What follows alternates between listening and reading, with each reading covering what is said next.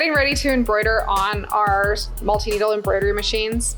I'm going to start with a 4x4 hoop today. For the embroidery I'm going to do this morning, we're just going to do a little bit of lettering, test out some stitches on the machine. I've got a layer of tearaway stabilizer as well as a layer of quilting cotton. I'm not super concerned about where the designs are landing today. We just want to try out the machine. First thing you'll want to do is loosen the outer hoop of the embroidery hoop.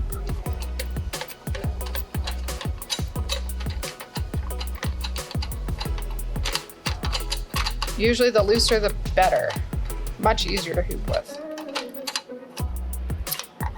And then from there, you're going to set the outer hoop aside. And you can set your inner hoop on top of your fabric and stabilizer together, and then lift the pair and set them down into your outer hoop. Ideally, when you're cutting your stabilizer, it's about an inch bigger all the way around than your outer perimeter of your hoop. From here, you can raise up that outer hoop and then tighten it up. Your disc-shaped screwdriver will give you a hand with this. On multi-needle hoops, you do want to make sure your hoops are tight enough that they don't wiggle loose and have the outer hoop fall off while you're stitching. It's a very scary experience when that happens.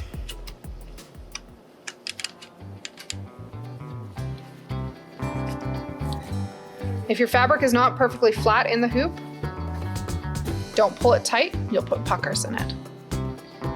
From this point forward, to learn more about basic embroidery, please check out our Brother Embroidery New Owners playlist for more information about stabilizers and threads. We're going to be installing our A driver on our machine to use our 4x4 hoop. You first get your driver. Screws are way too tight, and your disc-shaped screwdriver will be your friend once again.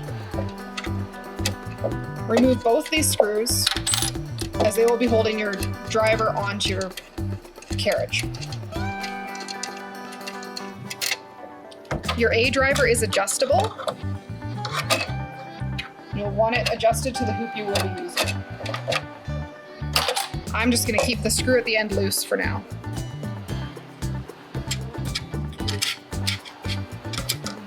I know I'm using a smaller hoop, so I'm going to shorten it up just a little bit to start. When we go to place this on the machine, there's posts on the carriage.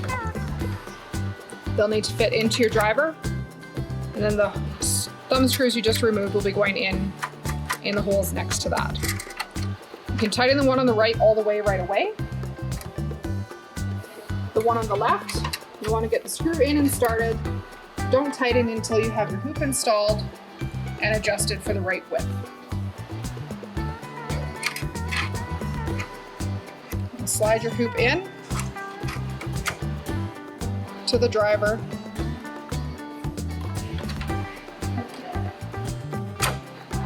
Until it clicks into place, and then tighten both screws on the right, both the smaller thumb screw and the larger one.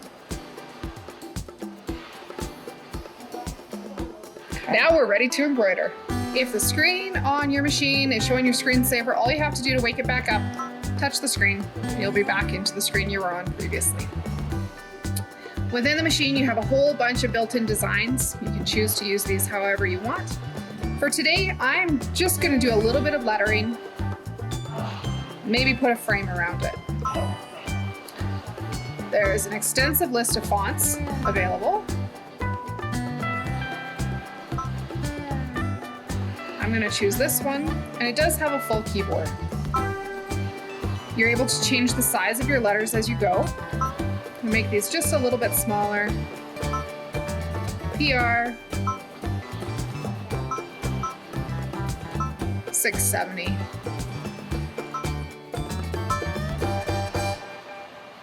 EC. This is the model we're stitching on today. I've made these quite small. The frame on screen shows the hoop size that we were using right now. So we've got a smaller square hoop. It's 100 by 100 stitching area, 100 millimeters by 100 millimeters. So our design size listed up at the top there will indeed fit inside that frame. I can also change the array. and hit OK once I'm happy with my layout. Hitting set will allow us to get to editing screen here as we go.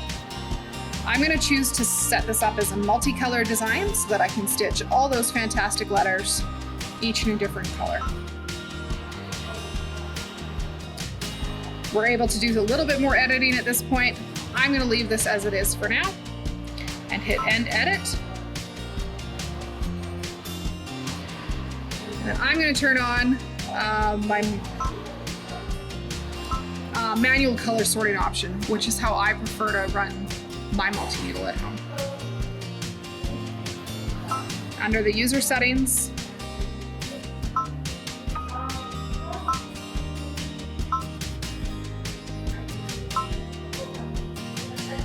on page 5 is manual color sequence. This might not be the way you want to operate your machine. Find what works for you. This will allow you to tell the machine exactly which needle to pull from for each object in your design. And it will change the colors as we go.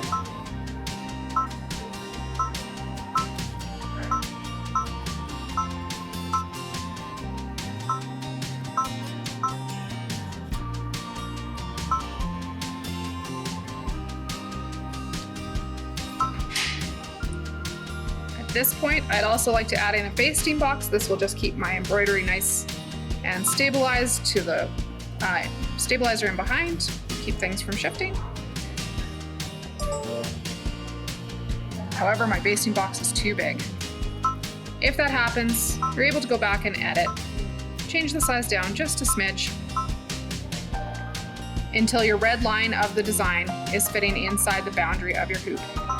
At this point, once we hit through to this embroidery screen, we're ready to stitch. The color numbers of the threads, the spool pins that the thread will be coming off of are listed. We have a total design size of 36 millimeters by 95 millimeters. Our design will take 4 minutes.